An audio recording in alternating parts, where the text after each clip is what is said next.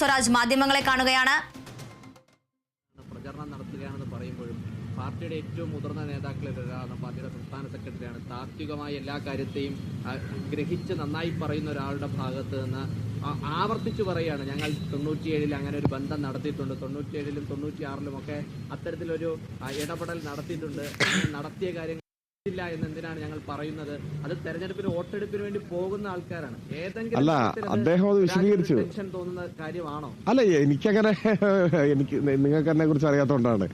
അങ്ങനെ ഏതെങ്കിലും സാഹചര്യത്തിൽ ഒരു ടെൻഷൻ അനുഭവപ്പെടുന്ന പ്രകൃതക്കാരനല്ല ഞാൻ. പ്രത്യേകിച്ച് ഗോവിന്ദൻ മാഷയുടെ വാക്കുകൾ സംബന്ധിച്ച് ഒരു തെറ്റായ പ്രചരണത്തിന് അത് ഉപയോഗിക്കപ്പെടുന്നുണ്ട് എന്ന നില വന്നപ്പോൾ അദ്ദേഹം തന്നെ അത് വിശദീകരിച്ചിരിക്കുന്നു. കൃത്യവും വ്യക്തവും കാര്യമാത്ര പ്രസക്തവുമായി അദ്ദേഹം അത് വിശദീകരിച്ച് കഴിഞ്ഞിരിക്കുകയാണ്. അപ്പോൾ ഇനി അത്തരം കാര്യങ്ങളെക്കുറിച്ചുള്ള ഒരു ചർച്ചയ്ക്ക് ഒരു പ്രസക്തിയുമില്ല. ചരിത്ര യാഥാർത്ഥ്യങ്ങൾ ചൂണ്ടിക്കാണിച്ചുകൊണ്ട് മുഖ്യമന്ത്രി അതിൽ കൃത്യമായി യാതൊരു വിധത്തിലുള്ള അവ്യക്തതയും ഇല്ലാതെ കാര്യങ്ങൾ പറഞ്ഞിരിക്കുന്നു. ഇപ്പോൾ ജനങ്ങളുടെ മുൻപാകെ എല്ലാം വളരെ വ്യക്തമാണ്. യാതൊരു അവ്യക്തതയും ആ കാര്യത്തിലില്ല. നമ്മളതിനെക്കുറിച്ച് ആശങ്കപ്പെടേണ്ട കാര്യമില്ല. മുഖ്യമന്ത്രി അങ്ങനെ വ്യക്തവും കൃത്യവുമായി പറയുമ്പോഴും പാർട്ടി സെക്രട്ടറി ആദ്യം പറഞ്ഞത് പൊതുമനസ്സിലുണ്ട്, അത് പിന്നെ പാർട്ടി സെക്രട്ടറി തിരുത്തി പറയുമ്പോഴും പാർട്ടി സെക്രട്ടറി വളരെ ദേഷ്യ മുഖഭാവത്തോടു കൂടിയാണ് മാധ്യമപ്രവർത്തകനോട് സംസാരിക്കുന്നതിന്. അത് അത്ര ബോധമില്ലായ്മയുടെ ഒരു ഭാഷയായിട്ട് തോന്നുന്നുണ്ടോ? എനിക്ക് മുഖഭാവത്തെ കുറിച്ചൊന്നും പറയുന്നത് മനസ്സിലാവുന്നില്ല. മാഷ് ഓരോരുത്തർക്കും ഓരോ മുഖഭാവമല്ലേ. ഇപ്പൊ എല്ലാവർക്കും ഒരേ മുഖഭാവമായിരിക്കില്ല. പക്ഷെ മാഷ് വളരെ ഹൃദ്യമായിട്ട് സംസാരിക്കുന്ന ഒരാളായിട്ടാണ് പൊതുവിൽ വിലയിരുത്തപ്പെടുന്നത്.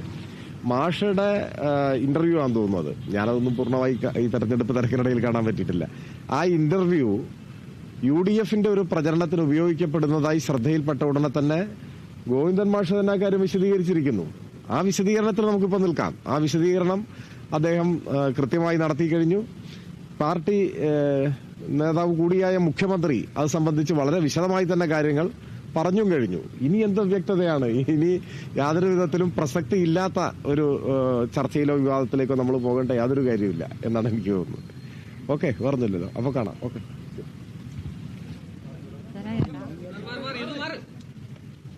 CPIM സംസ്ഥാന secretary MV Govindan master Janata പാർട്ടിയുമായി ഉണ്ടായ അടിയന്തരാവസ്ഥ കാലത്തെ അടക്കം സഖ്യവുമായി ബന്ധപ്പെട്ട പരാമർശത്തിൽ തന്നെയാണ് ഇപ്പോഴും വിവാദങ്ങൾ പുകഞ്ഞുകൊണ്ടിരിക്കുന്നത്. എന്നാൽ ആ വിവാദത്തിൽ ഇനി കൂടുതൽ ചർച്ചകളിലേക്ക് കടക്കേണ്ട ആവശ്യമില്ല എന്നാണ് സ്വരാജ് പറയുന്നത്.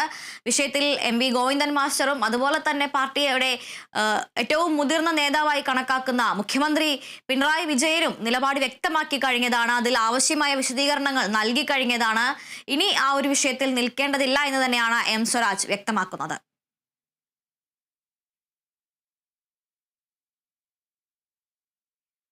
പശ്ചിമേഷ്യയിൽ സംഘർഷം വളരെയധികം വർദ്ധിച്ചുകൊണ്ടിരിക്കുകയാണ്. ഇനി വരും ദിവസങ്ങളിൽ